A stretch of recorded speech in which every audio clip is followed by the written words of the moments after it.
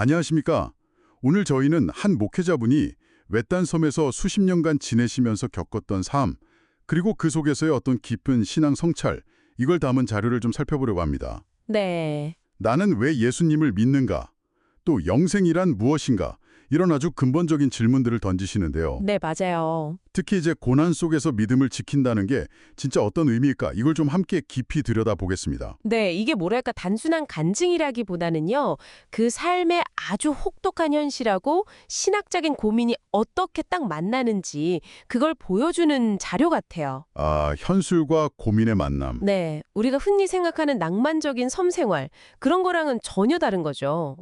실제로는 엄청난 고립감, 불편함, 또 예측 불가능함, 이런 어려움들이 있거든요. 그렇죠. 그걸 통해서 신앙생활 역시 그냥 이상과는 다른, 현실적인 고투구나, 이걸 좀 생각하게 만들어요. 중요한 건 바로 그 힘든 경험 속에서 발견한 어떤 믿음의 본질입니다. 아, 그 목사님이 좀 늦은 나이에 신학을 시작하셨고 사실 원해서 가신 건 아니라고 해요, 섬사역을. 네네. 근데 섬에 처음 발을 디딘 날이 이게 좀 기가 막히는데 1992년 10월 28일 바로 그 다미선교회 휴고서동으로 온 나라가 시끄러웠던 바로 그날이었다고 합니다. 아, 정말요? 그날이요? 네. 그때 뭐 종말론적인 분위기가 엄청났잖아요. 그렇죠. 야, 시작부터가 남다르네요? 네.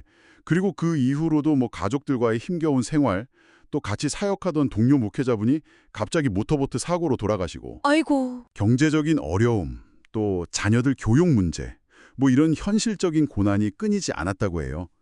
그래서 끊임없이 나는 왜 여기에 있는가? 이 질문을 스스로에게 던지셨다고 하고요. 바로 그 지점입니다. 여기서 이제 핵심 질문이 나오는 거죠. 세상적인 보상, 그러니까 뭐 명예나 돈이나 안정, 이런 게 전혀 없는 상황인데 대체 무엇이 그분을 거기 붙들고 있었을까? 그러게요. 뭘까요? 자료를 보면요. 그 힘이 오직 하나님 한 분만이 내 삶의 목적이고 목표다라는 그 인식, 거기서 나왔다고 해요. 아, 하나님 한 분. 네, 그 고통 속에서 예수님의 십자가를 다시 보게 된 거죠. 그냥 우리 죄 때문에 돌아가셨다는 그런 교리적인 설명? 그걸 넘어서서 더 깊이 생각하게 된 겁니다. 특히 그 나의 하나님, 어찌하여 나를 버리셨나이까? 이 예수님의 절규요. 여기에 주목하게 돼요. 아, 그 절규. 사실 많은 분들이 그 부분을 좀 혼란스러워하기도 하잖아요. 아니, 하나님의 아들이 어떻게 절망을 느낄 수 있나? 그럴 수 있죠.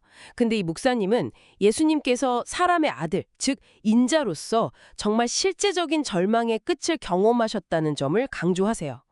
그리고 바로 그 절망 속에서도 하나님께 순종하셨다는 것. 절망 속에서의 순종. 네, 여기서 얻는 통찰이 뭐냐면 하나님의 구원은요, 우리 인간이 느끼는 그 절망감과는 어쩌면 별개로 작동한다는 거예요.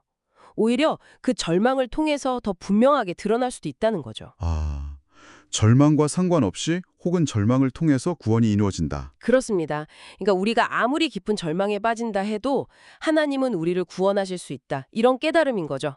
우리의 희망이라는 게 절망이 없는 상태가 아니라 그 절망을 넘어서는 하나님의 구원 능력, 거기에 있다는 겁니다. 그렇군요. 아, 깊은데요. 그럼 이 경험이랑 깨달음이 영생에 대한 이해로는 또 어떻게 연결이 될까요? 이 목사님은 누가복음에 나오는 선한 사마리아인 비유 있잖아요. 이걸 영생과 관련해서 좀 새롭게 해석을 하시더라고요. 네, 맞아요. 그 비유. 보통은 그냥 자비를 베푸는 행동, 그게 영생의 조건 아니냐 이렇게 생각하기 쉬운데 그렇죠. 근데 이분은 좀 다르게 봐요.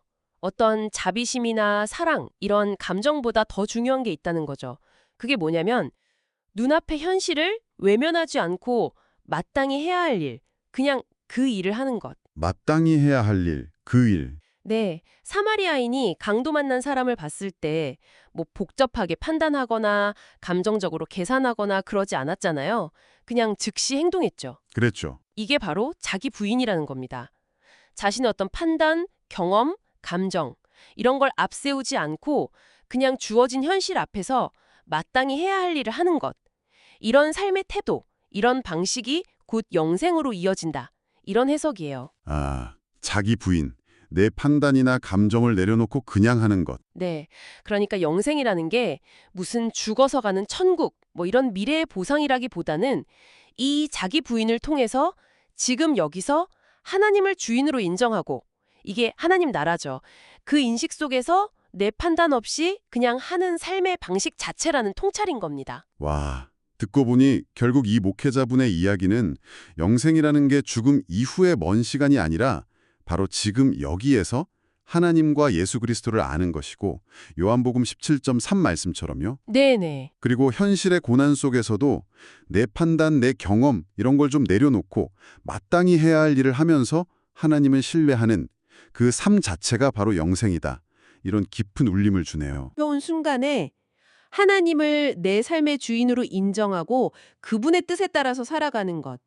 그게 바로 영생을 지금 사는 길이다. 이런 메시지인 거죠. 그래서 이 자료가 어쩌면 우리에게 이런 근본적인 질문을 던지는 것 같아요. 당신의 삶에서 하나님을 제외하면 과연 무엇이 남습니까? 아, 정말 생각해 볼 질문입니다. 오늘 이야기는 여기서 마무리해야 할 것 같은데요. 아까 전문가님이 말씀하신 그 필터 이야기가 계속 마음에 남네요. 네, 그 자기 경험이라는 필터요. 네, 그래서 마지막으로 여러분께 질문 하나를 남기면서 마무리하겠습니다. 당신은 세상을 얼마나 당신 자신의 경험과 판단이라는 그 일괄처리 필터로 보고 계십니까? 만약 그 필터를 잠시 걷어낸다면 지금 당신 앞에서 마땅히 해야 할 일은 무엇일까요?